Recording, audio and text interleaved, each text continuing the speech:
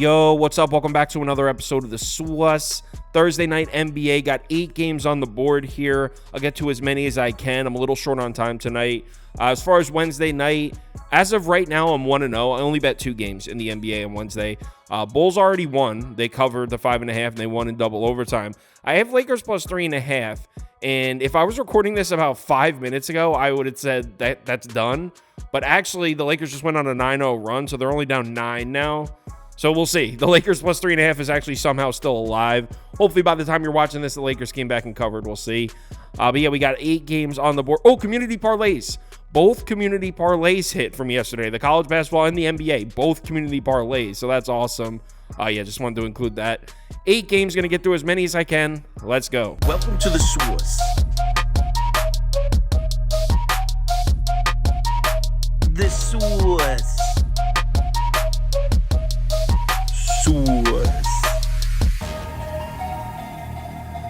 Hey, get the SWUS. First up, Utah's on the road in Orlando. The Magic are laying 5 points at home. The total sitting at 219.5. Let's take a quick look at the spreadsheet, and according to the model, we should see a 6-point Magic win. Final score 117-111 Magic. Injuries and inactives, and we'll start with the Jazz. Walker Kessler on the report. He's listed as questionable. Other than that, Jazz should be at full strength here.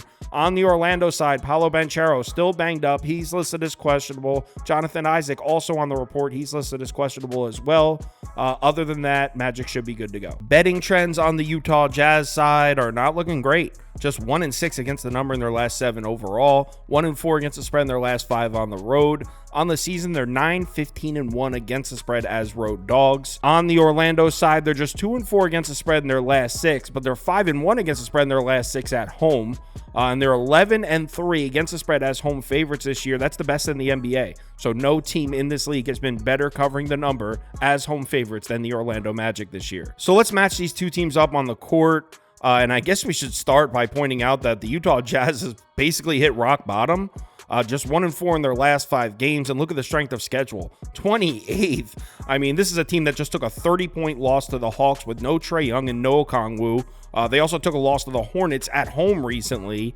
I really don't know how things could get worse for the Jazz right now. Now, there is some good news for Utah in this matchup, though. If we take a look at the shot zones for the Jazz offense, you can see they take a ton of those short mid-range shots. In the last 10 games, they're second in shot frequency from there. Orlando's defense, dead last, 30th in defensive efficiency against that shot. Orlando's done a real good job protecting the rim, but those short mid-range shots, the 8 to 12 footers, they've been having problems defending those. And now, normally, that's not really a frequent shot zone, but 26% of Utah's shot attempts in the last 10 games have come from that zone. Also, take a look at the offensive rebounding numbers here. Utah's been very active on the offensive glass, not just in the last 10 games all season, but they're 4th in offensive rebounding rate in the last 10, compared to 16th for the Magic defense. Free throw rate as well. This matchup for the Jazz offense really isn't that bad here, other than the turnovers. 7th to 29th, no question, Orlando's got the edge there. Utah's really going to have to prioritize protecting the basketball in this one. But if they're able to do that, I like this matchup for Utah's offense. And I know everyone's scared of betting the Jazz on the road, and I mean with good reason, but it's not really the offense on the road that's letting them down. It's the Jazz defense that completely falls off in the road splits. The offense goes from 13th to 19th. Defense goes from 19th to 29th. So I expect the Jazz to score points in this game. Now, on the other side of the court, this is where things start to get dicey for Utah. Defensive EFG on this side, 8th to 28th. This is a good offense against a bad defense. One thing I will say, though, look at some of these underlying numbers here. Orlando is an offense that's used to getting plenty of second chance opportunities. Probably not going to happen in this matchup against a Utah Jazz team that's great on the glass on both sides of the court. Also, Orlando relies on getting to the free throw line a lot. They don't have a huge edge in that department. And when we pull up the shot zone numbers for Orlando's offense, I'm not really sure how much I like this matchup for the Magic. As we know, Utah's been getting absolutely cooked from the three-point line. This has probably been the worst three-point defense in the NBA in the last 10 games. Look at the Magic shot frequency numbers from above the break in the last 10. 27th. Just 36% of the Magic shot attempts in the last 10 games have come from 3. That's not a lot. Orlando's offense has been all about attacking the basket, and they have been all year. In the last 10 games, they're 3rd in shot frequency at the rim, but the shot frequency at the rim for Utah's defense is also 3rd. If Utah's defense has one strength, it's limiting opponents' shot attempts at the basket. And also, what's another glaring weakness for the Jazz defensively? The fast break. They're 30th in frequency. They're allowing a ton of fast break opportunities. Orlando rarely ever runs in transition, and when they do, they're not very good at it. They're bottom 5 fast break team offensively. As far as betting this game, I mean, look, I know how good Orlando's been at home. I know everyone wants to fade the Jazz. I don't know if I can actually do it, but I actually like this matchup for Utah. I know nobody's going to tell me, even if I do take the Jazz, I'm leaning Utah +5, man. I don't know if I'll put it on the ticket because this is one of those bets that's going to be very unpopular, but I actually like this matchup for the Jazz. So I'll say Utah +5 or pass. If I place the bet, I'll let you know next game. Milwaukee is on the road at Charlotte here. Hornets catching 11.5 points at home. Total sitting at 217.5. Let's take a quick look at the spreadsheet, and according to the model, we should see a 4-point Bucks win. Final score 111-107 Milwaukee. Injuries and inactives, and we'll start with the Bucks. Giannis is on the report, but he's listed as probable, so I assume he plays. Other than that, it's just Chris Middleton, who is still out. On the Hornets side, same two pieces missing. LaMelo Ball still out. Mark Williams still out. Other than that, Hornets are going to be at full strength. These two teams just played the other night. It was in Milwaukee. The Bucks won handedly. I mean, normally in these home and homes, whatever team covered the first one, I like to bet the other team in the second one, but I'm not going to do it here. I did cash an under bet in the first matchup. I had a full unit on it too. So I guess I would consider going back to the under, but I really don't like betting these home and homes when the same two teams play back to back. I really don't like it. So I'll say under or pass. Next game. Hawks, Nets, Atlanta on the road in Brooklyn. Nets laying 2 points at home, total sitting at 227. Let's take a quick look at the spreadsheet, and according to the model, we should see a 7-point Hawks win. Final score 116-109 Atlanta. Injuries and inactives, and we'll start with Atlanta. Same story here with the Hawks. Everyone's good to go except for those two pieces. Okongwu is still out, and Trae Young is still out. I think Trae Young's going to miss another 3 or 4 weeks.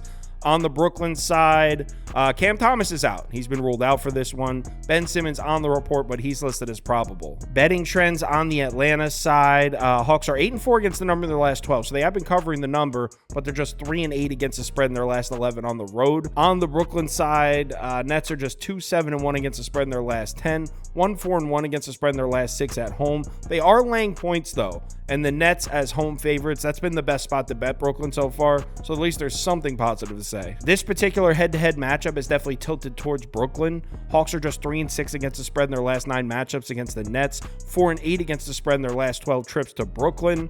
Both of these teams have been trending towards the under. Atlanta 6-2 to the under in their last 8, 5-2 to the under in their last 7 on the road.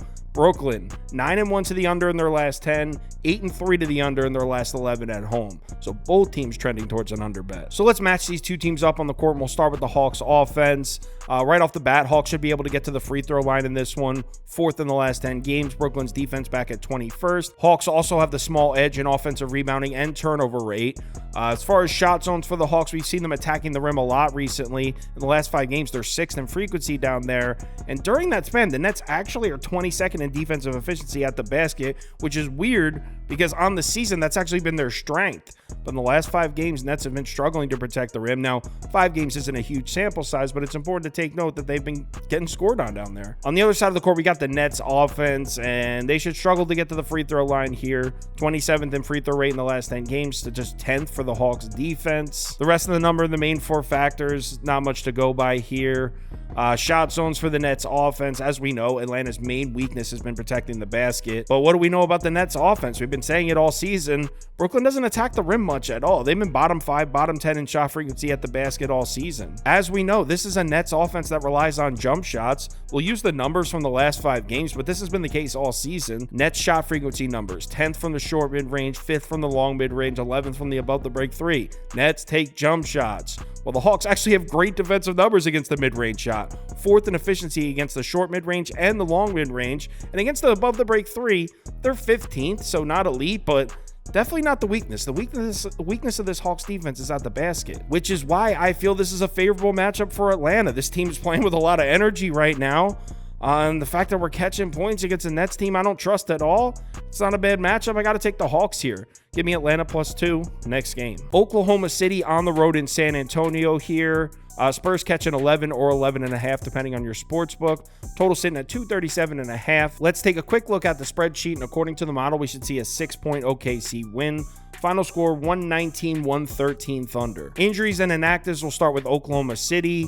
Nobody. Thunder should be at full strength for this game. On the Spurs side, nobody on the Spurs side either. Nobody on the injury report for either team in this matchup. Betting trends on the Oklahoma City side. Thunder, a perfect 6-0 against the spread in their last 6. They've covered 6 in a row. 6-3 against the spread in their last 9 on the road. 9-8 against the spread as road favorites this year. On the San Antonio side, the Spurs are 4-2 against the spread in their last 6. Just 1-3 against the spread in their last 4 at home, though. This particular head-to-head matchup has been all Oklahoma City. The Thunder, 9-1-1 against the spread in the last 11 matchups against the Spurs. 5-1 against the spread in their last 6 trips to San Antonio. Thunder have also been trending heavily towards an over. 7-1-1 to the over in their last 9 games.